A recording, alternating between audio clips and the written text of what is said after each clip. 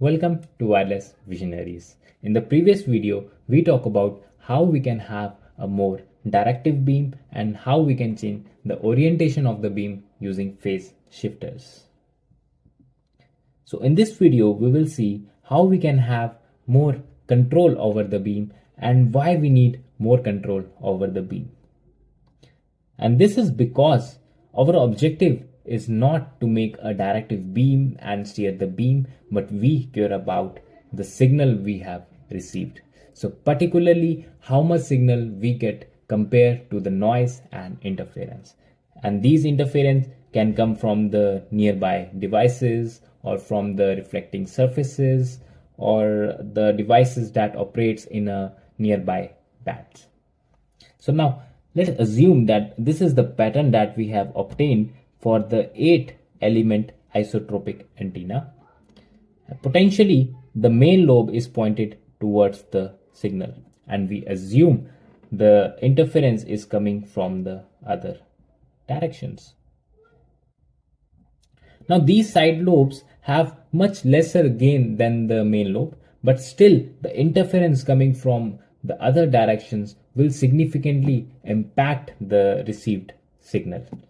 So now we need to have a way by which we can handle the gain of these side lobes.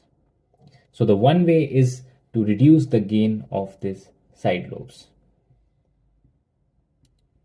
And this method of reducing the gain of the side lobes is known as the gain tapering or tapered gain.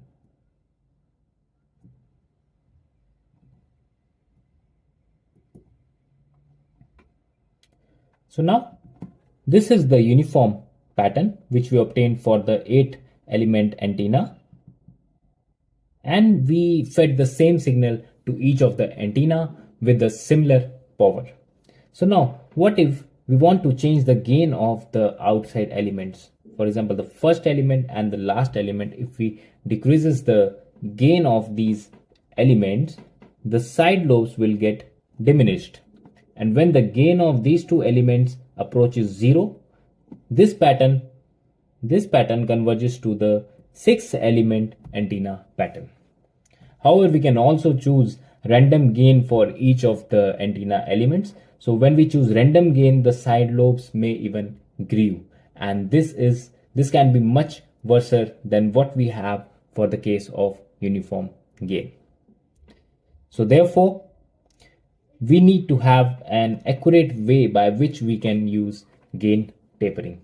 So the accurate way to use gain tapering is you decrease the power of the outside elements and increase the power of the center elements. By this way, you can reduce the gain of the side lobes. So when you see this pattern that is for the 8 element obtained from gain tapering, and this is the uniform pattern. So these side lobes the gain of these side lobes is very less than the gain of the uniform pattern. But notice that now the main beam, it has got much wider than the earlier case of the uniform pattern.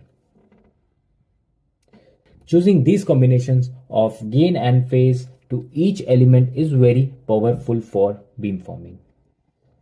So like the random gain, we can also choose random phase, but this will lead to a very undesired pattern. So we are not focused on choosing the random values.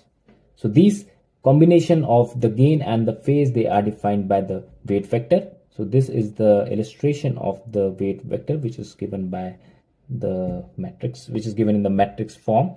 So it represents the gain and this represents the phase. So this is basically a unique representation to show what are the gain and the phase applied to each of the antenna element. So now the question is how we have to choose these weight vectors. So there are two ways by which we can choose the weight vector. First is the conventional beamformer. In the conventional beamformer, we use the tapered gain for side lobes and use phase shifts to steer the beam. So basically this is just the conventional that we have studied. Then the other way is the adaptive beamforming. In adaptive beamforming, we use optimization algorithms to adjust the weight based on the statistics of the received data. That is, we make an optimized pattern based on the environment, but subject to the constraint that we do not want to distort the signal of the main beam. So this is the main motivation behind beamforming. Thank you.